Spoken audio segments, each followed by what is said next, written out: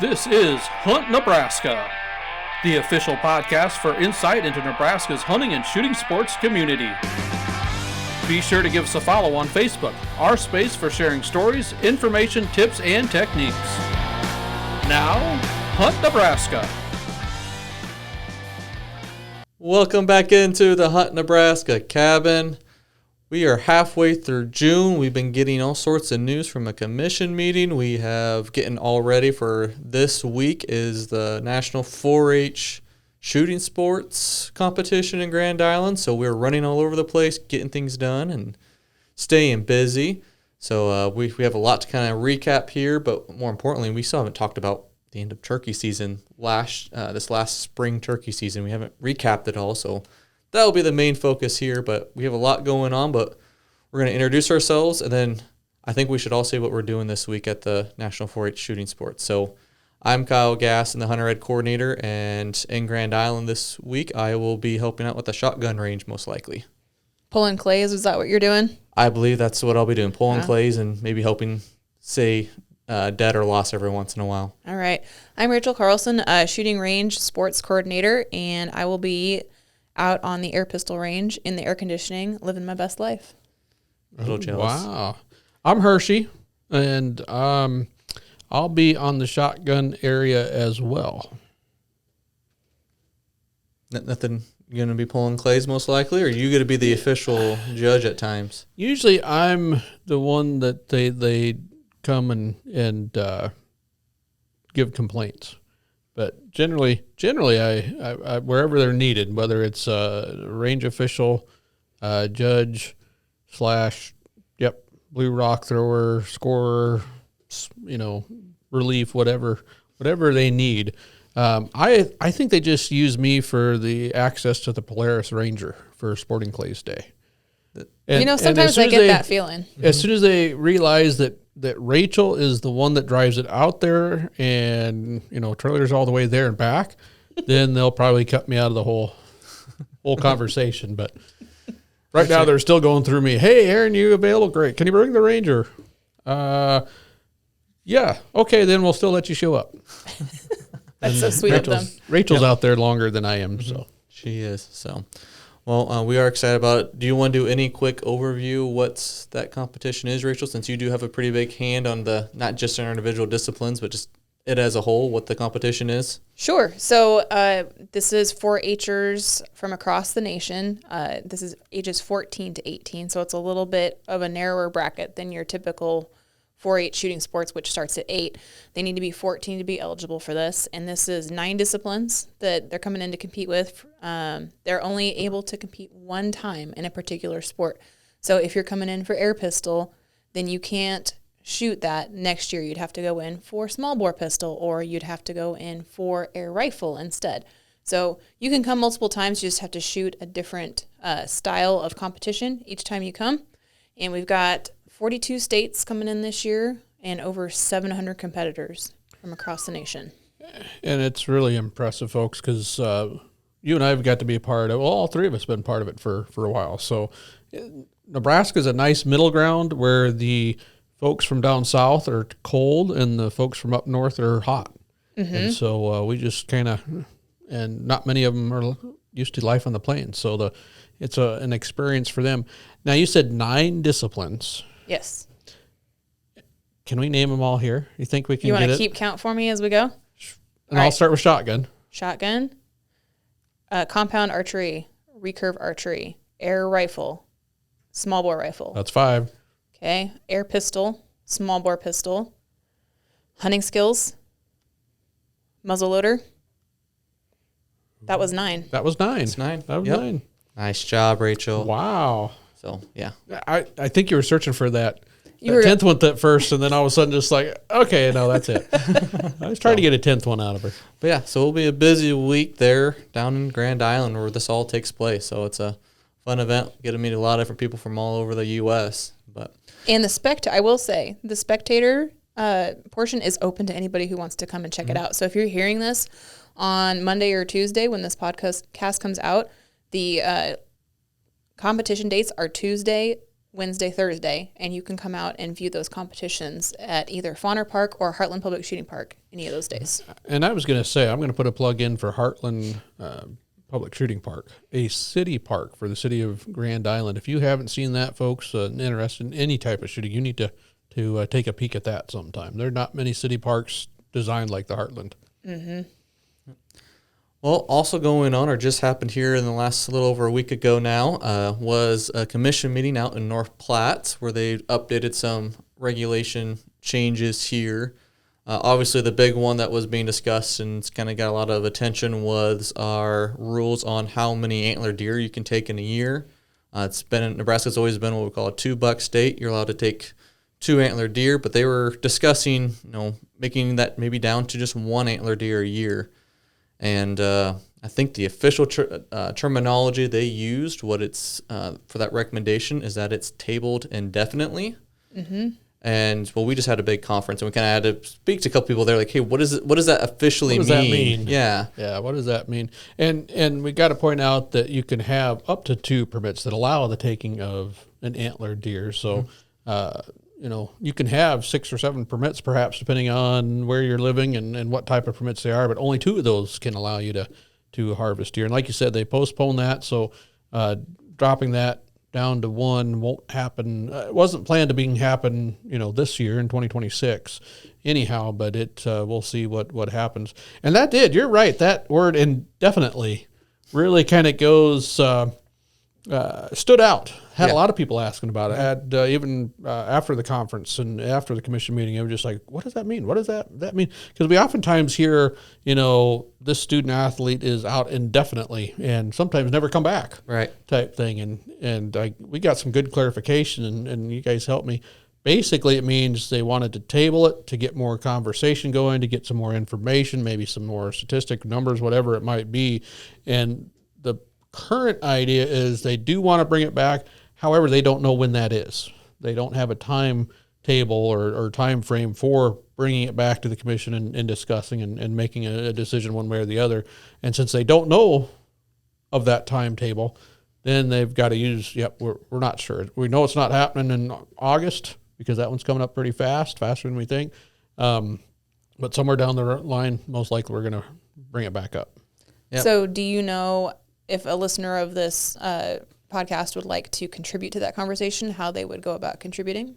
There is definitely a very formal way, but right now, being that it's tabled, there's not a whole bunch to look at. You can obviously get a hold of our wildlife folks and kind of get the thought of what was proposed at that time, or what was being discussed anyway. But since it really wasn't in recommendations, I'm not sure that those are still posted.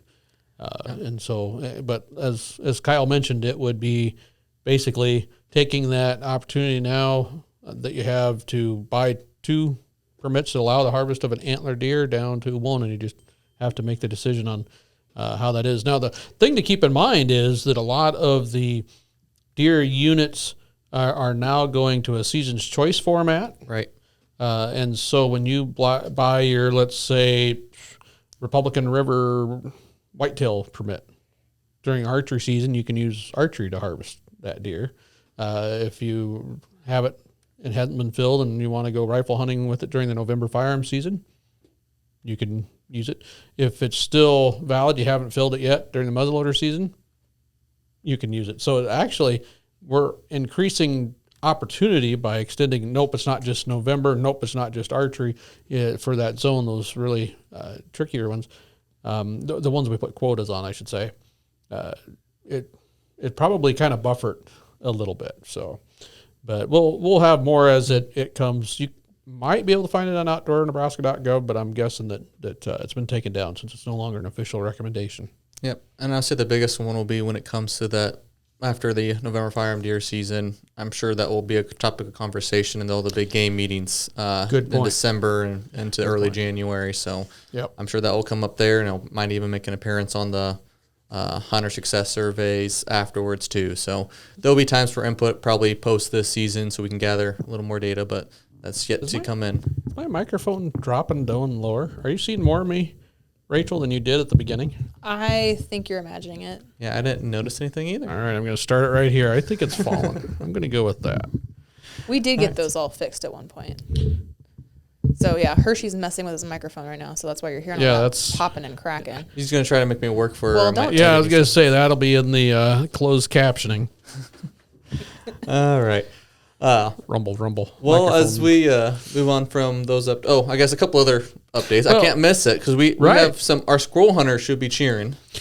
We got an extra month now for squirrel season.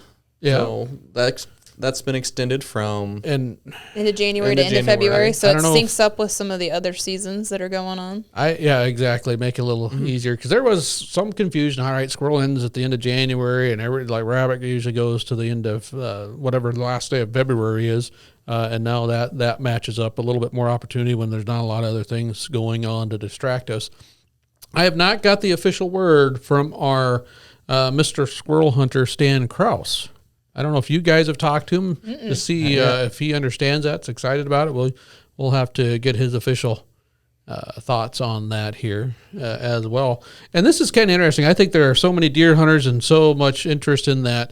The going from $2 opportunity to $1 limit. I think the other stuff kind of got lost in the shuffle because all of a sudden we've had that, and then what you're probably going to mention about spring turkey season in 27. Yeah. People are kind of, hey, why didn't we hear about this? And this is important to know. And it all went out in the same press release and all in the same recommendations and all that type of stuff. It's just that one deer caught a lot more attention, so more people repeated it and typed it up and put that information out there on the interweb, and so it just kind of organically became more of a hot topic of conversation compared to some of the other things, including the squirrel season extension, and including what they're going to be doing with the spring turkey season in 2027. Which is what, Hershey? What's going on in 2027 with spring turkey season? Well, according to some of the research we've done here in the state of Nebraska, and comparing that with some other states, is we were looking into trying to help reverse that downward trend of our turkey population. And one thing that is probably happening more than what we realize is our early start to the turkey season, is at least some evidence that might be disrupting the whole nesting season. And so it just kind of sets it back. The further you set something back, the less optimum time that poults, eggs are laid, hatch, poults are out there chasing. That's all. Nature's got a way to time that out. So what's happened is the recommendation, which was approved by the commissioners, is that we've pushed the season back just a little bit. I don't have it in front of me, though I know archery season will start in April. And I believe it's what ends up being basically right now, folks, and you'll see that when the guide comes out, or you can see it in our press release. This coming year, basically archery spring turkey season will start that first weekend, I believe, in April. I think it's the 8th.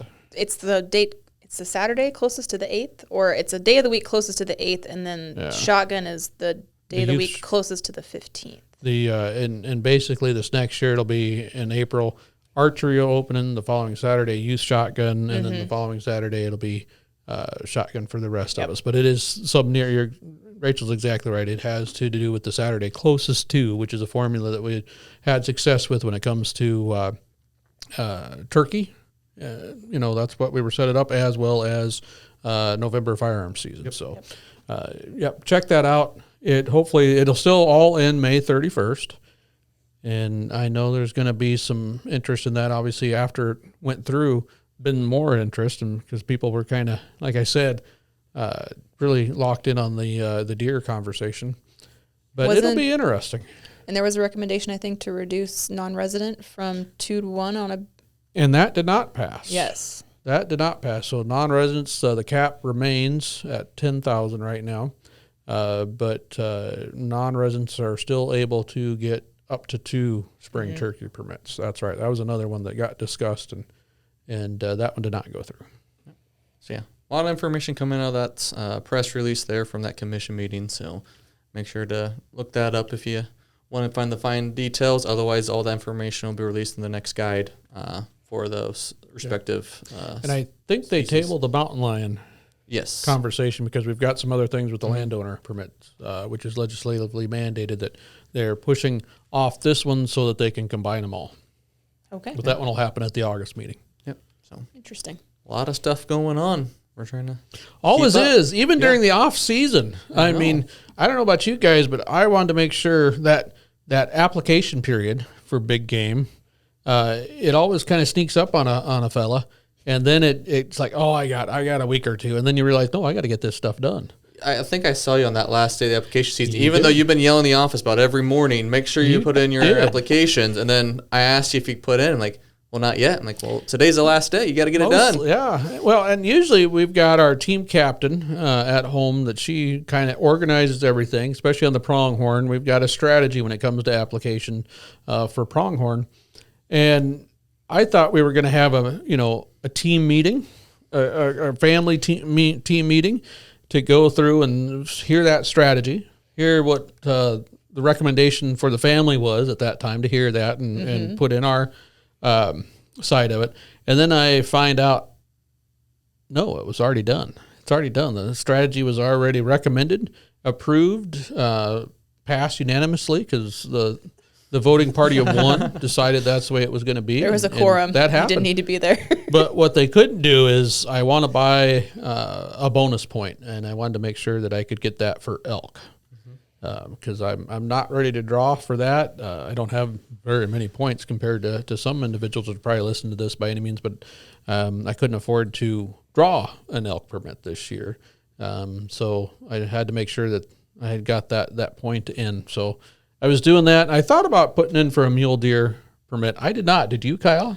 I did not. I thought about going for it as well, but I decided that amount of work I did this last couple of years trying to find other property outside of landowner property, my own family land, I haven't been very successful at. So I decided to hold off. Like, well, if I'm going to go mule deer, I'll be on my landowner tag anyways there for that one. There you go. Now, I don't mean to sidetrack this whole conversation, but I want the YouTube viewers, because folks, you can watch this on YouTube, to help back me up. I do think my microphone is falling. It is now below my chin. I really think it's happened. So you're going to hear some more kerfuffle. I think that's what that is. It's microphone kerfuffle. I'll see if I can put that in there in the little closed captioning of kerfuffle. Does that this not look like it? I'm not getting taller. I'm not getting taller, Rachel. Well, what you need to do Maybe you're is sitting up straighter. You just need to slouch as the mic goes down. Just slide. I'm going to put it at my nose. Down the chair. Get out of my chair after a while. The trick is once you lock it in to not try and pull it down any farther, because then it just loosens the whole. We're going to try it right here. It's about at my nose level now. Okay. All right. We'll keep track. Oh, man. You gave him the trick one on purpose, didn't you? I wanted to switch them out. We're gonna switch you a different color of mics for the future. So we know. We do have got a couple extra around the cabin. Mm-hmm. All right. Well, that was a much larger update than I was expecting. So we might not be able to get into everybody's turkey recap story here, which is fine. We can always bring that in for the next podcast. Oh no, we can do it now because I won't remember it by next time. We just have to do it real fast. All right. Well, we're gonna first start off with Rachel because you did some work and getting the feel there, going after your challenge. But first, what you had to remember what your challenge was. What did we remember it to be? So I must have checked it off my mental list so fast that I completely forgot what it was. So I had to go back and refresh myself on what I had drawn. And that was to hunt somewhere new. So hunt in a new location. Hunt somewhere new. Okay. Mm-hmm. And how did that go? Or where did you find somewhere new, obviously? I did find it somewhere new almost right away.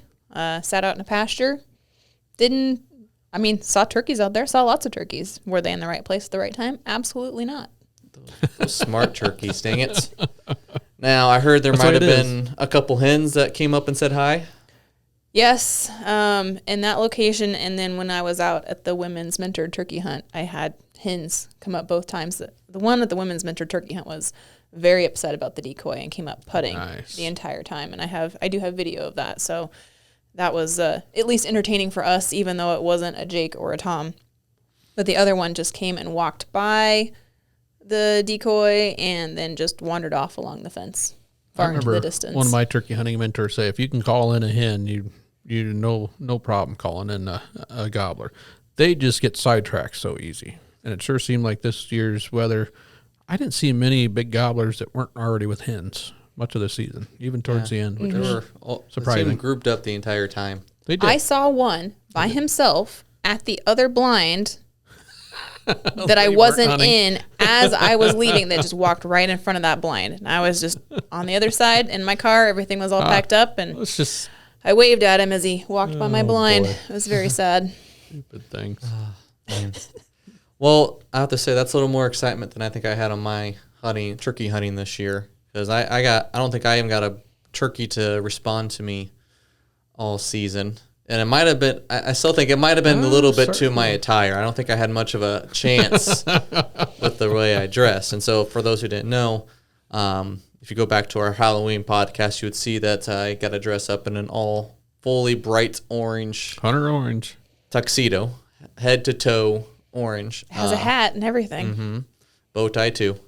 So, yes, so I was full orange out there trying to call turkeys, and I've never really hunted much out of a blind ever, which I should have invested into probably getting one for that hunt, because me walking through the trees. And so you'll see a picture coming up here of me sitting up there in the kind of trying to get myself as much brushed in as I can, and I think you could still see me from 2 miles, I think 3 it's miles darn away. near impossible when you're wearing that color, and turkeys have such great eyesight that you're never going to get there. Yeah, I was going to say, now both times you went out or able to get out, was it all with, or all the times you got out, was it all with your oldest son, Troy? Yep. I got out for a little bit just to get that orange, because I wanted him to get the chance to see hopefully have some success. You might get the wrong impression about what you're supposed to wear, though, when you go turkey Yeah, hunting that's now. probably true. There was a reason the orange came out for the second hunt opportunity when I was with him the one time there. The other one we were full camo and everything else. But you got to experience that a little bit too, though, Hershey, with a chance to go out there, and because you had to mentor somebody new, is that right? Hunt with somebody new, and I almost completely dropped the ball on this because I had somebody out there recruiting for me for a while. I never feel like I hunt enough, but I wasn't able to make that happen with somebody that got recruited for me, and I kind of dropped the ball. Some family obligations and other things that pulled me away. So TJ, we'll make sure it happens next spring. And so I reached out to you. I think it was one of the last weeks or weekends or something right in there. In the last 5 days of the season. And I got to go with the tall, skinny pumpkin on the turkey hunt. And Troy and I were just kind of like, oh, this can't be good. This can't be good. We went to a spot where we always hear turkeys, almost always see turkeys, and we saw neither. Oh, no sign of anything that had feathers there that I recall. I'm not even sure we heard a robin out there, so I'm not sure. Troy, we might have to find a different time to go hunting together, because your dad might not have the best of luck when it comes to turkeys. I mean, we were sitting there on the turkey farm, and you could see where they usually feed the turkeys there on the turkey farm to fatten them up for Thanksgiving, and they weren't there. They were not there at all. Yep. Well, maybe if Kyle draws a different challenge next year, he might have a little bit better luck. No, it could be. That could be it. So now I did want to document it and show that it did happen. And so I know one of the things you had Troy do is help set up the decoy. Yep. And so I know you gave him some instructions there of do you remember how many paces you told him to put it out? Oh, for shotgun turkey, usually around 20 big steps. For him, I might have had 25. Yep. Just because his step isn't quite a yard yet. For archery, I'll oftentimes have people put them at about 10, maybe 12, depending on how close or how much cover there is for me and if I'm in a blind or not. But yeah, it's one obviously Troy, smart kid, just out of school, counting comes to him pretty well. Plus that way, if a decoy falls over, he right now anyway is the shortest of the three, so he could sneak out there a lot better and put it back up. As well. But no, it's kind of fun, and something I've noticed on all of us love decoys, but especially new hunters. They love the decoys. Mm-hmm. Yep. So yeah, he walked out there through that little. They looked like they had a little bit of corn growing already that we're trying to get the birds to come into. So you guys just walk the way on out there. You follow in Troy's steps and get that turkey decoy put out there. And I know he did say he wants to go turkey hunting again. All right. I think the donuts maybe played a big factor in that. But that's a whole nother story. We had the magic donuts, and I set them out for less than 3 minutes. That our cat, my daughter's cat, got to them. That cat is a connoisseur of bread products, including donuts. So we had to buy some when we met up at the gas station. And I remember it was so cute. Troy was enjoying those donuts. And he's also pretty kind to his sister right now. That's what he at least wanted to be, so that he got to keep the donuts. And he was worried that his sister wouldn't have any if he didn't get to take them home. With him. Now, I don't know if any of those donuts make it to his sister. They did make it to the sister. Did they really? Yep. Okay. We got home, and he went and told his sister that, who was younger than him, so he's 5, just about ready to turn 6, and his sister's only 3, and he went to go tell her, like, hey, we have a donut. You can have a donut for your treat. And so, yeah, she was. Oh, he did? Okay. Mm-hmm. Yep, he did share. Dad maybe helped finish him off, too. Because I got to make sure they're still good from the next day. Yeah. You don't want they'll go bad. But he's excited to get a chance to go out again hunting. He said he had a blast. He was out there calling the whole time. So That's right. He called. He was looking. So, And we snuck around a little bit along the edges. We were kind of in a spot where they don't roost. There are a couple nesting spots on this, but we're pulling them off from where they do. So they're almost always there. They must have gone the other way that day. Zigged when we zagged. Yep. So you hear them, and then they just go the other way. Yeah. Well, I also showed these two, one of the spots that we call the mystery field, where in the past, and we don't hunt it now, don't have permission like we once did, but in the springs where we'd see turkeys, we'd go to turkey hunt it, nothing. The years where we didn't see any turkeys, it was great. I don't know what the difference is, so we always wondered why what's the mystery is, why do we see them, but they're gone when we're there, and other times it's the reverse. So turkeys are a mystery. Yep. Yes, they are. That's what makes it fun. If it was easy every time, I don't know if people would do it all the time. No. Gotta have a little challenge. Some of us might do it more, but depends on how many donuts are involved. True. But very good. Like I said, you'll be able to see some of those pictures or videos put up here as we were doing this. So if you're listening on your podcast, head over to YouTube to see some of those videos, especially if you want to see me wearing bright orange, trying to hide in brush unsuccessfully. There you can. Otherwise, hopefully you had a chance to, if you're around the Grand Island area, to come swing by and say hi and check out all these shooters from across the nation and experience what a national shoot is. I mean, it's quite impressive. It is the show impressive. they put on together. So, and maybe we'll have a little bit more of a recap here on the next one. Oh, you got something else before we go? Right before we go, take a note of where my microphone is now. It's below your nose. It's below my nose. All right. Thank you. We will invest and get a mechanic in here to get that fixed. We'll get it. We'll get No, you we and won't. stuff in it. I'm just giving it to Kyle next time. I'm trying to give myself a little props. Like I'm a mechanic too. All right. Well, that will wrap things up. If you have any questions or comments about anything, don't be afraid to post them down below and share, or any topics you'd like us to talk about in the future. We love to know what you guys want to hear. Otherwise, until next time, we'll see you outdoors. Hunt Nebraska, brought to you by your Nebraska Game and Parks Commission.